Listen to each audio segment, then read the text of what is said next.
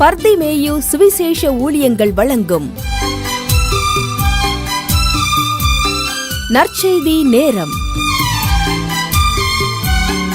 தேவ செய்தி pastor R. Augustine.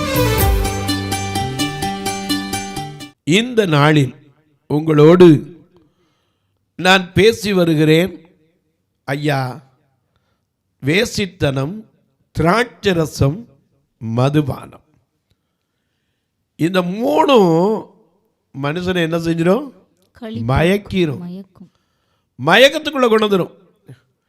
நீதிமொழிகள் 7ஆம் அதிகாரத்தில் நீங்கள் உட்கார்ந்து நேரம் இருக்கும்போது வாசித்து பாருங்க.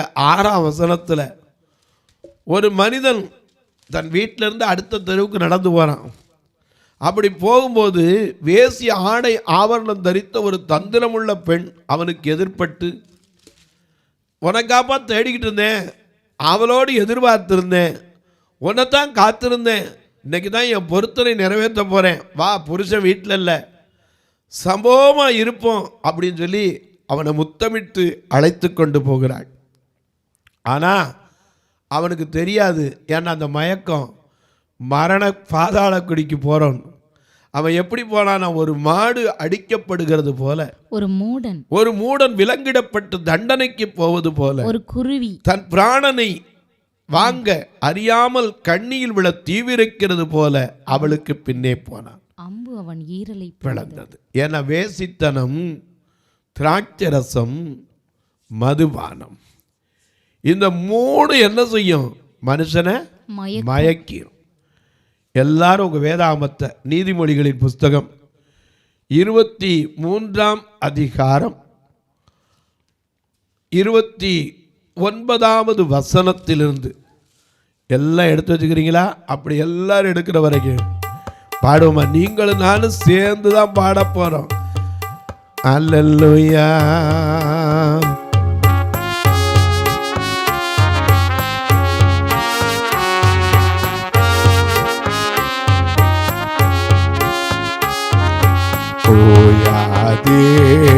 நோயவனே உமது புகழை நான் பாடுவேன்.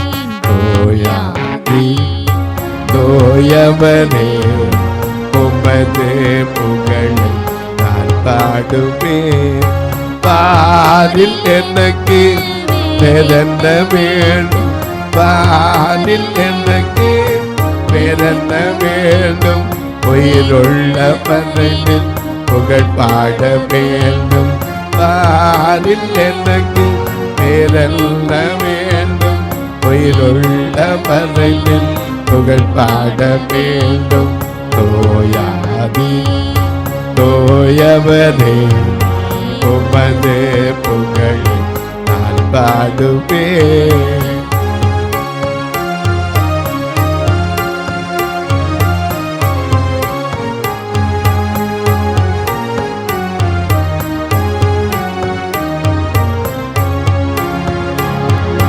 துயரங்கள் பாரில் அடைந்தவரே, துன்பங்கள் தாக்கிட பலன் தாருமே.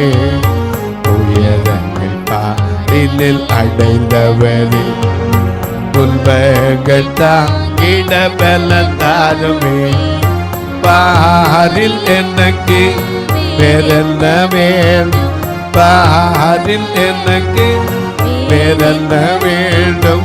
உயிருள்ள பரனில் புகழ் பாட வேண்டும். நோயவனே உமது புகழை நான் பாடுவேன். எல்லாம் எடுத்திருப்பீங்க. எனக்கு கண்பானவளே, ஓசியா 4:11 வாசித்தோம். வேசித்தனம், திராட்சரசம், மதுபானம் இருதயத்தை மயக்கிருமா. நான் உங்களுக்கு இந்த செய்திக்கு முன்னாடி சொன்னேன், ஒரு மனுஷன் மயக்கப்பட்டு எப்படி போறான்னு. சும்மா வந்துக்கிட்டு இருந்த வாலிபன் திடீர்னு அவனுக்குள்ள ஒரு மயக்கம். ஒரு பொண்ணு வந்தா, அவனை முகநாணாமல் பிடிச்சி முத்தம் கொடுத்தா. வா என் வீட்டுக்கு போவோம், உனக்காகத்தான் அவளோட எதிர்பார்த்துருந்தேன்னா. ஆனால் கல்யாணம் ஆன பொண்ணு அவளுக்கு மயக்கம் புருஷன் இருக்கும்போது இன்னொருத்த மேலே. இந்த வேசித்தனம், திராட்சை ரசம், மதுபானம். எனக்கு அன்பானவர்களே, இந்த மதுபானம் என்ன செய்யும்? அநேக காரியத்தை உங்களுக்கு சொல்லிக்கிட்டே போகலாம். இருந்தாலும் இந்த மதுபானம் குடித்தவனுடைய நிலை எப்படி இருக்கும்? இங்கே 23:29 வாசிக்கிறோம். ஐயோ, யாருக்கு வேதனை, யாருக்கு வேதனை, யாருக்கு துக்கம், யாருக்கு துக்கம், யாருக்கு சண்டைகள், யாருக்கு சண்டைகள், யாருக்கு புலம்பல், யாருக்கு புலம்பல், யாருக்கு காரணம் இல்லாத காயங்கள். எத்தனை பேர் இன்னைக்கு காரணம் இல்லாம வீட்டில் குடிச்சிட்டு வந்து அடி வாங்கியிருப்பீங்க. என்ன தவறு பண்ணீங்க? ஒண்ணுமே இருக்காது. கல்யாணம் பண்ண கழுத்தை நீட்டினது தப்பா? எத்தனை பெண்கள் கேட்குறீங்க, எங்கள் அம்மா வீட்டில் எப்படி என்னை வச்சுருந்தாங்க தெரியுமா? என்னைக்கு ஒரு கழுத்தை நீட்டணும், கரண்டியை கொண்டு அடிக்கிறான், கம்பியை கொண்டு அடிக்கிறான். போதை வந்துருச்சுன்னா என்ன கையில் இருக்குன்னே தெரிய மாட்டேங்குது. காலையில் கேட்டா அப்படியா செஞ்சேன் அப்படிங்கிறார். நான் விட்டுட்டு போனால் கூட என்னால் முடியாது, ஏன்னா பிள்ளைகள் இருக்க, என் வாழ்க்கையை நான் எப்படி வச்சுருப்பேன். எத்தனை பேர் இன்றைக்கு சொல்ல முடியாமல் கண்ணீர் வடிக்கிறவர்கள். காரணமில்லாத காயங்கள். யாருக்கு ரத்தம் கலங்கின கண்கள். எத்தனை பெண்கள் இன்னைக்கு முகத்தில் அடித்தான் ரத்தம் கலங்கின கண்கள். மதுபானம் இருக்கும் இடத்திலே தங்கி தரிக்கிறவர்களுக்கும் கலப்புள்ள சாராயத்தை நாடுகிறவர்களுக்கும் தானே. நல்ல கவனிங்க, அந்த காலத்திலே கலப்பு வந்துருச்சு. கலப்புள்ள சாராயம் அது இன்னைக்கு தான் வந்துருச்சு, நம்ம நினச்சிக்கிட்டு இருக்கோம். அந்த காலத்தில் இருக்கு. மதுபானம் தங்கி தரிக்கிற இடத்தில் இருக்கிறவங்க. ஏன்னா அந்த மதுபானமே கதி. அதிகாலமே இருட்டோடு எழுந்து, ஏசாயா 5:11 அதிகாலமே இருட்டோடு எழுந்து மதுபானம் தங்களை சூடாக்கும்படி தரித்திருந்து இருட்டி போக மட்டும் குடித்து கொண்டே இருக்கிறவர்கள் இன்னைக்கு இருக்கத்தான் செய்கிறாங்க இல்லையா? எப்படா கடை திறப்பான் காத்திருக்கோன்னு இருக்கான். அப்படிப்பட்டவர்கள் அவங்க குடும்பத்துக்கு என்னது? புலம்பல், துக்கம், காரணமில்லாத காயம். ஆனால் தான் இங்கே சொல்றார், ஐயோ, யாருக்கு வேதனை, யாருக்கு சண்டைகள், யாருக்கு புலம்பல், யாருக்கு துக்கம், யாருக்கு காரணமே இல்லாத காயங்கள். இன்னைக்கு எத்தனை வீட்டில் காரணம் இல்லாமல் காயப்பட்டவர்கள். சிலர் வெளியே சொல்ல முடியாமல் இருக்கலாம், சிலர் வெளியே சொல்லி என்கிட்ட ஃபோன்லேயே அழுகுறீங்க. அன்றைக்கெல்லாம் ஒரு அம்மா சொல்லி அழுகுறாங்க, பிரதர் குடிச்சிட்டு வந்தா என் தலைமுடியை பிடிச்சிக்கிட்டு செவத்தில் நெத்தியோடு முட்டை வைக்கிறார், நான் என் பிள்ளையை விட்டுட்டு எப்போ போயிடணும்னு எனக்கு பயமாக இருக்குங்கிறாங்க. ஏன் ஐயா? ஏன்? புருஷனாக இருந்து அது செய்யலை, அவருக்குள்ளே போயிருக்கிற அந்த மது மயக்கம் என்னன்னு அவருக்கு செய்கிறோன்னு தெரிய மாட்டேங்குது. பின்னாடி உட்கார்ந்து என்ன செய்வார்? புலம்பார், ஐயோ இப்படி செஞ்சேனா, இப்படி செஞ்சுட்டானா, இப்படி செஞ்சுட்டானா. என்ன பிரயோஜனம்? எனக்கு அன்பார்களே, சில நேரத்தில் பல மயக்கங்கள் உண்டு. பண மயக்கம் இல்லையா, மது மயக்கம், ஆசை மயக்கங்கள் பல உண்டு. நான் படிக்கும்போது ஒருத்தர் அர்தல் மில்லர்னு ஒருத்தர் இருந்தார், மர்லி மொன்ரோ அவருடைய மகன். இவர் ஒரு நாவல் எழுதியிருந்தார், ஆல் மை சன்ஸ்னு, எல்லாம் என் பிள்ளைகள். இவர் என்ன பண்ணுவார், இவருடைய தொழில் என்னன்னா ஹெலிகாப்டருக்கு, விமானத்துக்கு ஃபேர் பார்ட்ஸ், அதாவது உதிரி பாகங்கள் சப்ளை பண்ணுறவர். இவருக்கு பண ஆசையினால் பியூரியஸ் பார்ட்ஸ், அதாவது மோசமான உதிரி பாகங்களை கொடுத்து பணம் சம்பாதிப்பார். ஒரு நாள் இவர் கொடுத்த உதிரி பாகம் பொருத்தப்பட்ட அந்த ஃப்ளைட்டில் இவர் மகன் ஏறி போனால் அது ஏறி கொஞ்ச நேரத்தில் கீழே விழுந்து நொறுங்குச்சு. அப்போ தான் தெரிஞ்சு, ஐயோ இந்த பண ஆசைங்கிற மயக்கத்தினால என் பிள்ளை இழந்தேனே. எனக்கு அன்பாருடைய மனமயக்கங்கள், நாம் எல்லாத்துக்கும் பாட்டு வச்சுருக்கோம். மனமயக்கம் எல்லார்ந்த தீமைகளின் தொடக்கம் இல்லையா? சிற்றின்பம் எச்சரிக்கை உன்னை நடைப்பிணமாக்கிவிடும். அநேக நேரத்தில் நமக்கு தெரியுது, மனமயக்கம் எல்லார்ந்த தீமைகளின் தொடக்கம். மனமயக்கம் எல்லார்ந்த தீமைகளின் தொடக்கம். சிற்றின்பம் அது எச்சரிக்கை நடைப்பிணமாக்கிவிடும். சிற்றின்பம் அது எச்சரிக்கை உன்னை நடுவிடமாக்கிவிடும். வசதியை தேடி ஓடாதே ஓடாதே ஓடாதே, அது தொடுவானம். மனதிகள் நிறைவு தருவதில்லை, வானத்தை எவரும் தொடுவதில்லை. வசதிகள் நிறைவு தருவதில்லை, வானத்தை எவரும் தொடுவதில்லை. வசதியை தேடி ஓடாதே ஓடாதே ஓடாதே, அது தொடுவானம். அழகெல்லாம் அற்று போகும், எழில் ஏமாற்றும். அழகெல்லாம் அற்று போகும், எழில் ஏமாற்றும். கவர்ச்சியெல்லாம் ஒரு காணலில் கடந்து போகும் சீக்கிரத்தில். கவர்ச்சியெல்லாம் ஒரு காணலில் கடந்து போகும் சீக்கிரத்தில். வசதியை தேடி ஓடாதே ஓடாதே ஓடாதே, அது தொடுவானம். வசதிகள் நிறைவு தருவதில்லை, வானத்தை எவரும் தொடுவதில்லை. வசதிகள் நிறைவு தருவதில்லை, வானத்தை எவரும் தொடுவதில்லை. வசதியை தேடி ஓடாதே ஓடாதே ஓடாதே, அது தொடுவானம். ஐயா, அழகு மாயை இல்லையா? எல்லாம் ஒன்றும் இருக்காது, ஆனால் கொஞ்ச நேரத்துக்கு இருக்கிறக்குள்ள தான் இத்தனை ஆட்டம். இங்கே காரணம் இல்லாத காயங்கள், காரணம் இல்லாத சண்டைகள், ரத்தங்கலங்கின கண்கள். யாருக்கு யாருக்கு யாருக்குன்னு கேட்குறாங்களோ எந்தெந்த வீட்டில் இருக்கோ உங்களுக்கே தெரியும். யாருக்கு புலம்பல், யாருக்கு சண்டைகள், யாருக்கு காரணமில்லாத காயங்கள், யாருக்கு துக்கம், யாருக்கு ரத்தங்கலங்கின கண்கள். யாரெல்லாம் மதுவான இருக்கிற இடத்துல போய் தங்கி பகலும் ராத்திரியும் குடிச்சுக்கிட்டு இருக்க, அந்தந்த வீட்டில் கூட இருக்கத்தான் செய்யுது. அது எப்படி இருக்குமா? மதுபானம் மதுபானம் இரத்த வருணமாய் இருந்து இரத்த வருணமாய் இருந்து பாத்திரத்தில் பளபளப்பாய் தோன்றும் போது பார்க்கறதுக்கு ரொம்ப நல்லா தான் தெரியும். ஆனா நீ அதை பார்த்துட்டேன்னா ஒன்னை இழுத்து என்னை இழுத்து உள்ள ஓட்டுரும். நீ அதை பாராதே.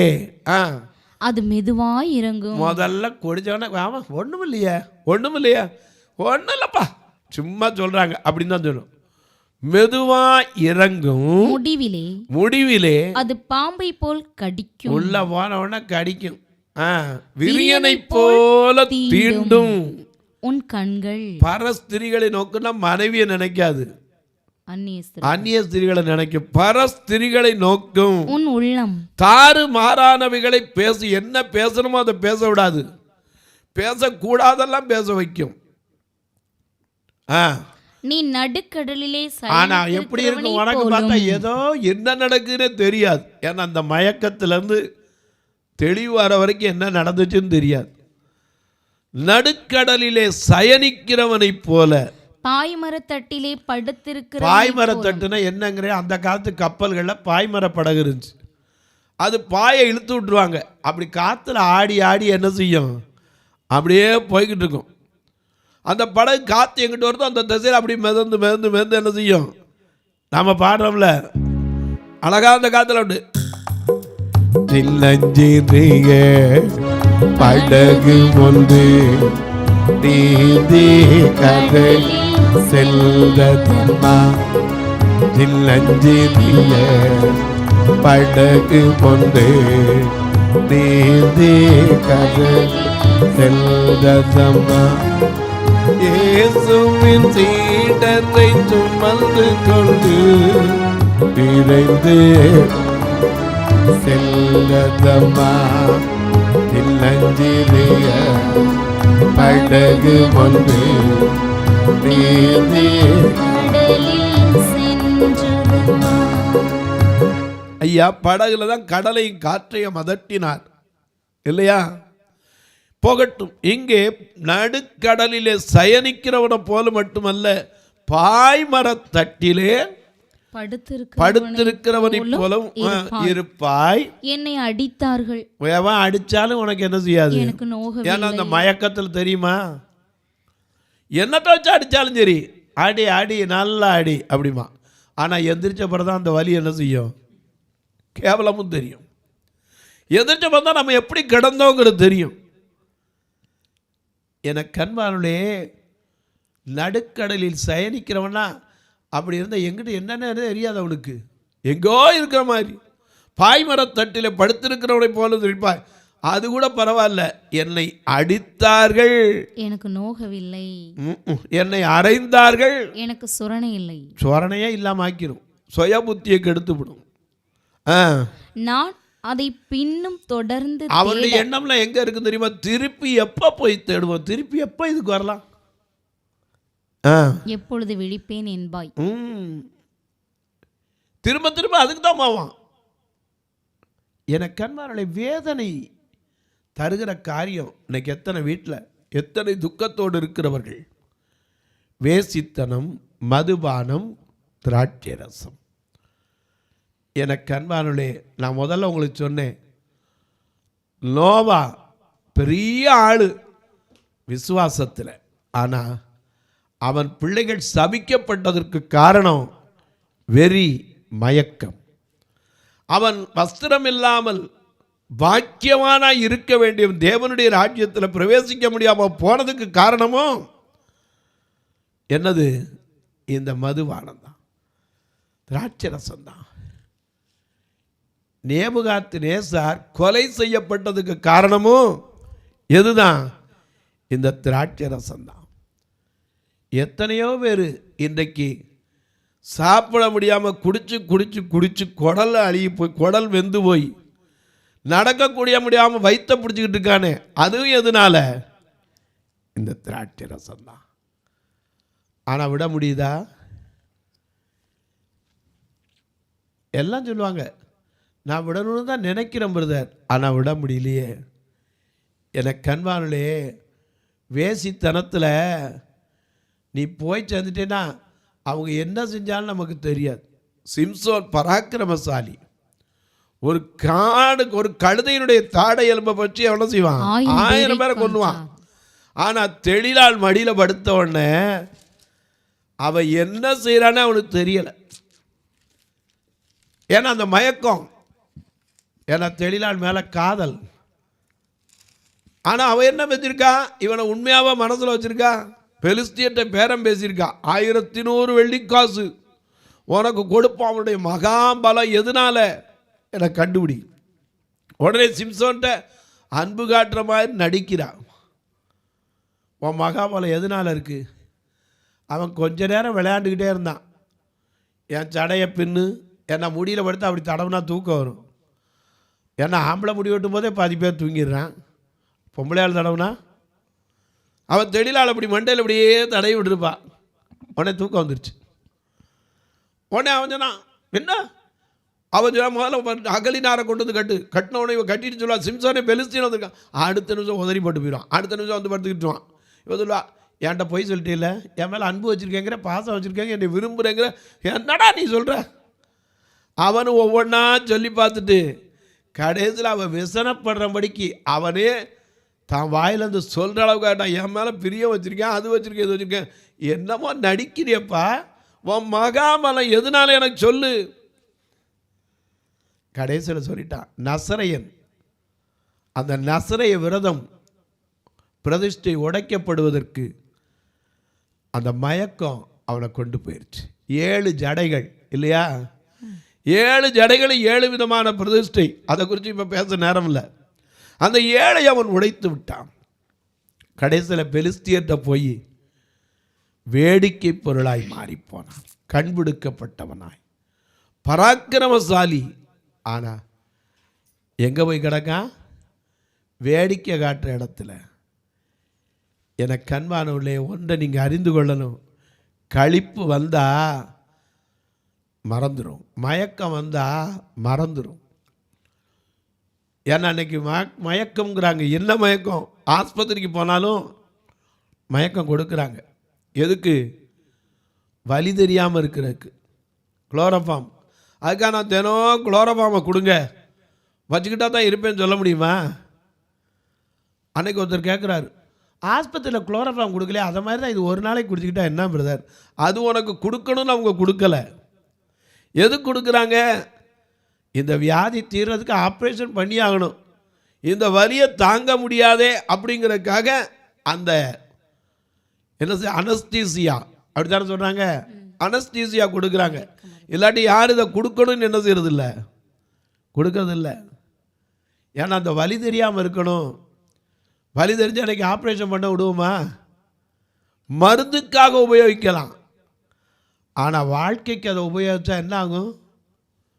இன்னைக்கு நைட்ரக்ஸ் ஆக்சைடு இருக்குது, சிரிப்பூட்டும் வாயு. இதை மோந்து பார்த்து நான் சிரிச்சுக்கிட்டே இருப்பேன்னா பைத்தியக்கார பட்டம் கட்டிடும். எனக்கு கண்பானவர்களே, நமக்கு எத்தனையோ இருக்கும். ஆனால் சிலர் பாருங்க, வார்னிஸை குடிச்சிட்டு எத்தனை பேர் தன் ஜீவனையே விட்டுறான். எரி சாராயம் இன்னைக்கு குடிச்சு எத்தனை பேர் நாட்டில் செத்து போகிறான். ஏன்னா இந்த மதுபானம் மனுஷனுக்குள்ள போனால் என்ன செய்யுமா அதையும் சொல்கிறேன். ஏசாயா 5:23. சாராயத்தை குடிக்க வீரரும் மதுவை கலந்து வைக்க பராக்கிரமசாலிகளுமா இருந்து பரிதானத்திற்காக குற்றவாளியை நீதிமானாக தீர்த்து நீதிமானின் நியாயத்தை அவனுக்கு விரோதமாய் புரட்டுகிறவனுக்கு ஐயோ. மறந்துடாதே, கலந்து வைக்கிறதுக்கு வீரமா? சோடா ஊற்றி கலக்கிறதுக்கு இதுக்கு ஒரு வீரர்களா வேணும்? எனக்கு அன்பானவர்களே, பாத்திரம் உன்னிடத்தில் தாண்டி வரும், நீ அதை என்ன செய்யாத, பார்க்காத. மிக அழகாக நமக்கு எல்லாத்தையும் எழுதி வச்சிருக்கார் ஆண்டவர். நாம் தான் அதை மறந்துடுறோம். எனக்கு அன்பானவர்களே, வேதத்தில் எத்தனையோ பேர் இன்னும் சொல்லிக்கொண்டே போகலாம். குடித்ததுனால தன் வாழ்க்கையை சீர்கெடுத்து கொண்டவர்கள். இன்றைக்கி எத்தனை பேர் இந்த தொலைக்காட்சி முன்னாடி இதை கேட்டுட்டு, ஆமையா முதல்ல விளையாட்டு போல தான் போனேன், இப்போ அதுலேருந்து விடுவிடவே முடியலை. ஒரு சின்ன கதையை சொல்லி உங்களுக்கு நான் ஜெபிக்க விரும்புகிறேன். அண்ணன் தம்பி 2 பேர் இருந்தான். இவங்களுக்கு ஒரு நாள் வெள்ளம் போய் கொண்டிருந்தது ஆற்றில். அந்த ஆற்றில் வெள்ளம் போனோடனே ஆளுக்கு கிடைத்த பொருட்களெல்லாம் எடுத்துக்கொண்டு போனாங்க. அப்போது இந்த தம்பி சொன்னார், அண்ணே நமக்கு ஒரு பொருள் கிடைக்காதான்னார். அதனால் நல்லா கிடைக்கும், பொறுத்துரு. ஏன் கிடைக்காது அப்படின்னா, கொஞ்ச நேரத்தில் ஒரு கம்பளி மூட்டை வந்துச்சு. உடனே தம்பி சொன்னான், அண்ணா இந்த ஒரு கம்பளி மூட்டை வருது, விடாமல் பிடிச்சிருவோம், 250 கம்பளிக்கு மேலே இருக்கும், பிடிச்சிருவோம் அப்படின்னு உள்ளே விழுந்து அதை இவன் இழுக்க, இது அவனை இழுக்க 2 பேர் இருந்தாங்க. கடைசியில் தண்ணி கூடுச்சு. மேலே இருக்கிறவன் சொன்னா, அண்ணே உயிர் போயிரும்னே, தண்ணி ரொம்ப வந்துக்கிட்டே இருக்குது, மேலே வந்துருங்க, கம்பளி வேண்டான்னா. இவன் சொன்னா, அப்போதே அதை நான் விட்டுட்டேன், இப்போ அது என்னை விட மாட்டேங்குது. ஏன்னா நான் பிடிச்சது கம்பளி இல்லை, கரடின்னா. அதுபோல் ஒரு பழக்கத்தை சின்னதாக விளையாட்டு போல் நினச்சி பிடிப்பாங்க. ஆனால் அதிலிருந்து விடவிட முடியாமல் இன்றைக்கு கண்ணீர் வடிக்கிற கலங்குகிற ஏராள மக்கள் உண்டு. அதிலிருந்து விடுதலை யார் கொடுக்க முடியும்? எத்தனையோ மருந்துகள் வாங்கிலாம் சாப்பிட்டு பார்க்குறாங்க, ஆனால் விட முடியுதா? மறுபடியும் மறுபடியும் அதைத்தான் தேடுறான். பின்னையும் அதை தேடுவேன், எப்போதை விழிப்பேன், அதுதான் எண்ணம் இருக்குது. ஆனால் இதிலிருந்து விடுதலை தர ஒருவர் உண்டு, அவர்கிட்ட நாம் ஜெபிக்கணும். இன்றைக்கி அநேகர் சொல்கிறாங்க, போய் மற்றவங்கள்ட்ட சொல்லி, ஐயோ என் புருஷன் எப்படி, என் பிள்ளை எப்படி. நீங்கள் உங்கள் குடும்பத்தை தான் மற்றவங்களுக்கு சொல்லி ஐயா அசிங்கப்படுத்திக்கிறீங்க. அன்னைக்கு நோவா தன் பிள்ளை போய் தகப்பனுடையதை பார்த்துட்டு அவனே அந்த வஸ்திரத்தை மூடி விட்டுருக்கலாம், காம், அல்லது வேறொரு வஸ்திரத்தை மூடிட்டு போயிருக்கலாம். ஆனால் தான் தம்பி கட்டி அண்ணன்ட்டையும் போய் சொல்லி அவர்கள் வந்து அதை மூடி விட்டுட்டு அப்படியாவது பேசாமல் விட்டுருக்கலாம். திரும்பவும் அவன் போய் அவன் வெறி கொண்டு தெளிஞ்ச உடனே இப்படி நடந்துச்சுன்னு சொல்ல, ஆமாப்பா நான் இப்படி நடந்துட்டேன், ஏன் தப்பு தான்ப்பா அப்படின்னு அவன் தப்பு அவன் யோசிக்காம பிள்ளைகளை சபித்தானே.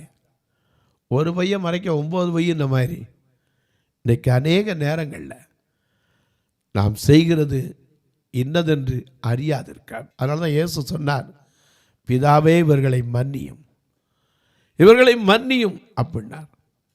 இன்றைக்கு சொல்லுவேன், உடைய குடும்பங்களில் இந்த தீய பழக்கத்துக்கு அடிமையாகி துக்கத்தோடு கண்ணீரோடு வேதனையோடு காயங்களோடு இந்த தொலைக்காட்சி முன்னாடி யார்கிட்டையும் சொல்ல முடியாமல் பகிர்ந்து கொள்ள முடியாமல் மனவேதனையோடு இருப்பீங்கன்னா உங்களுக்காக நான் ஜெபிக்க போகிறேன். அதுக்கு முன்னாடி சில காரியத்தை சொல்லுவேன். இந்த நிகழ்ச்சியை பார்க்குற நீங்கள் இந்த ஊழியத்துக்காக ஒரு வார்த்தை ஜெபம் பண்ணுங்க. இது தொடர்ந்து வருவதற்காக ஜெபியுங்கள். ஏன்னா ஒவ்வொரு நாள் 4000 ரூபா தொலைக்காட்சி கட்டணும். அது மட்டும் இல்லை, எங்கள் சபையோ 2 கண்ணு தெரியாத மக்கள் வர்றவங்கள கூட நான் கூட்டிகிட்டு வர்றதுக்கு 4000 ரூபா வாடகைக்கு தான் வேன் எடுத்து மாதம் 16000 ரூபா. வர்றவங்கள திருப்பி கொண்டு அங்கே விட்டால் தான் அவங்களுக்கு பாதரியம். கண்ணு தெரிஞ்சா எப்படியா வந்துருந்துடலாம். கண்ணு தெரியாதவங்க, மேடு பள்ளம் தெரியாது, முன்னாடி என்ன கணக்குன்னு தெரியாது, இவங்களை கூட்டிகிட்டு வரக்கு 4000 ரூபா செலவழிக்கிறோம். அது மட்டும் இல்லை ஐயா, ஒருவேளை கர்த்தர் உங்களை ஆசீர்வதிச்சிருந்தா இந்த செலவை குறைப்பதற்கு உதவி செய்ய உங்கள் மனதில் கர்த்தர் ஏவினார், நீங்களும் உதவலாம். ஆனால் கட்டாயம் அல்ல, விசனமாய் அல்ல.